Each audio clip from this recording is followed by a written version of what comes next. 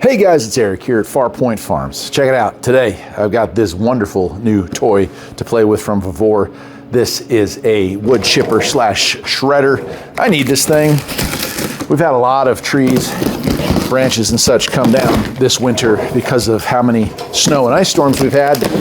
And I'm gonna need something to take care of all of it. All right, well, I got everything out of the box. Main unit here, this Honda 6.5 clone. It's funny, they call them Predator clones, but no one remembers that it's actually a Predator is a rip-off of a Honda 6.5 horsepower engine. Anyway, this is a Rado brand, 212cc, 7 horsepower, we'll call it 6.5.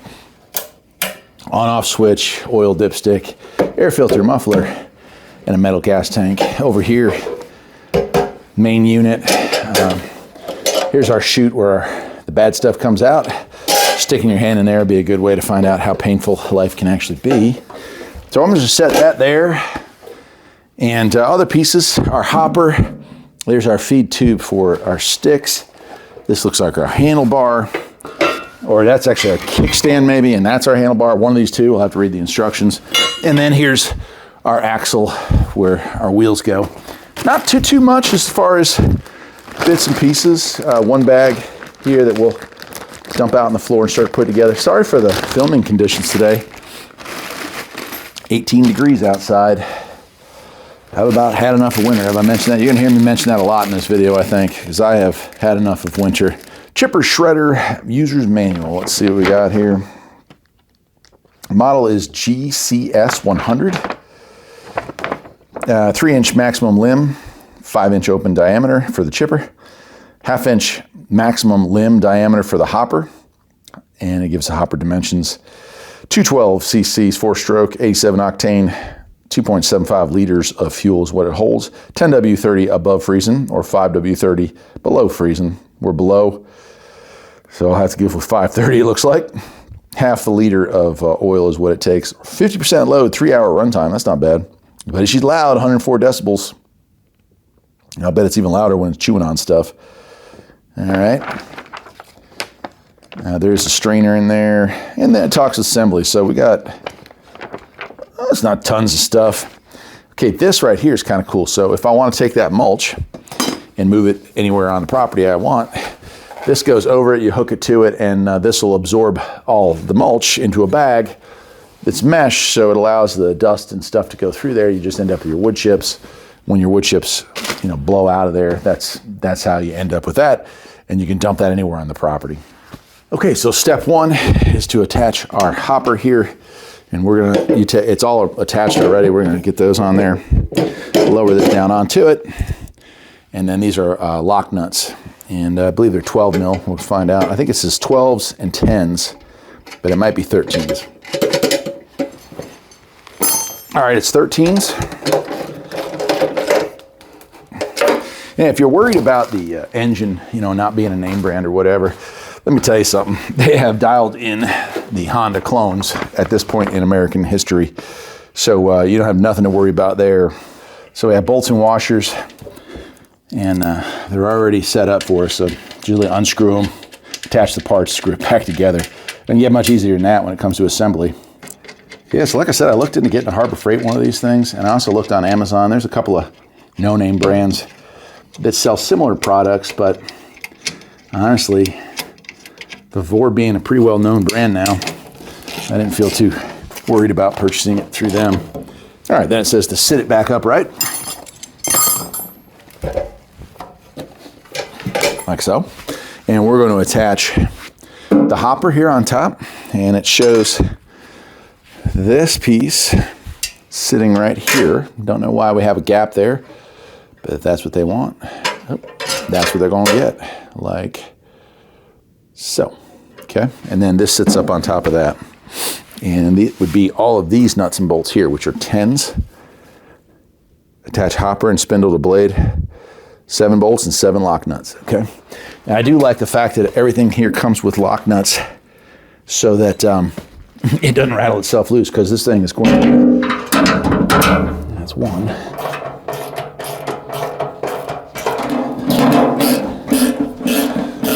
All right, with the hopper attached, let's see what comes next.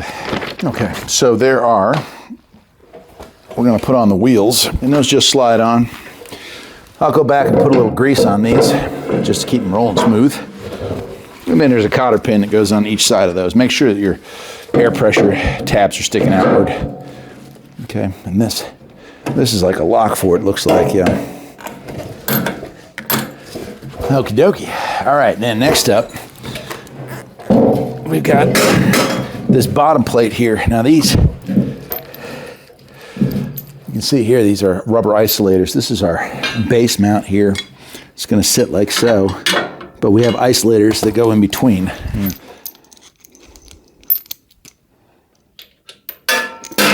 And we'll start 2 of the nuts here just so this stays in place.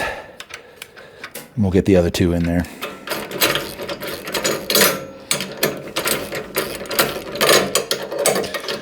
Let's wrap this up. Last piece. This right here slides in on both sides and uses some fairly small shorties. Again, 10 mils.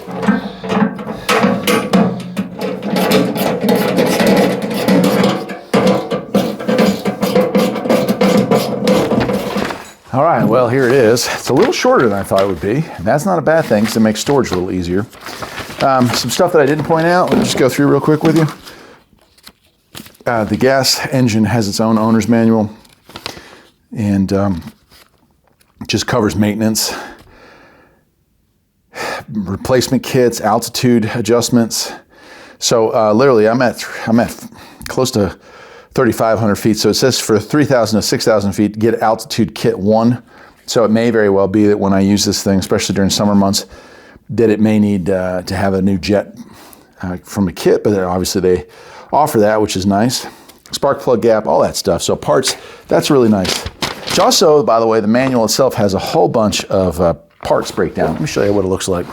This is something you don't see all that often in life, so it's nice when somebody takes the time to include it. So if you need to order a piece, every one of them is listed there.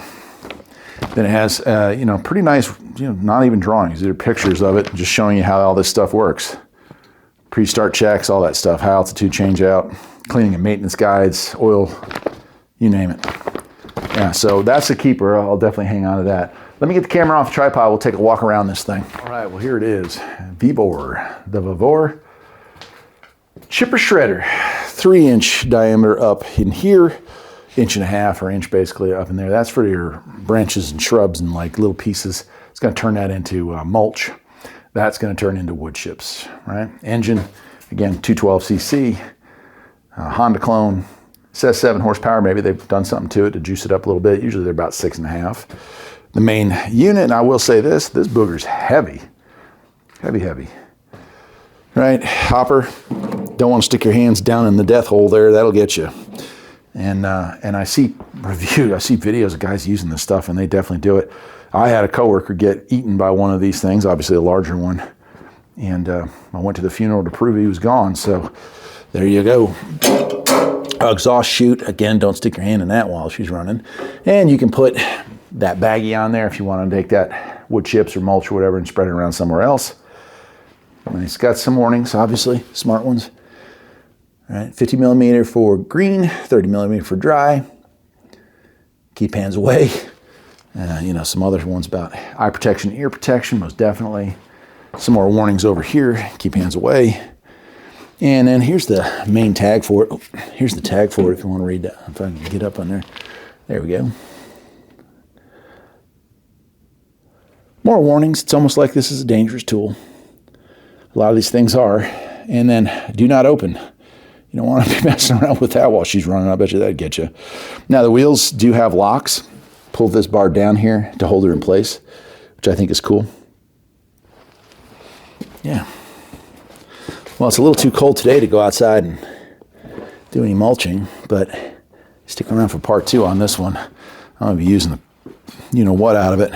Obviously, you don't want to put gas or oil in it before you finish assembly because I had to tip this thing all the way over to do that work, and that would cause oil to get into the combustion chamber and be a big mess, or leak gas everywhere.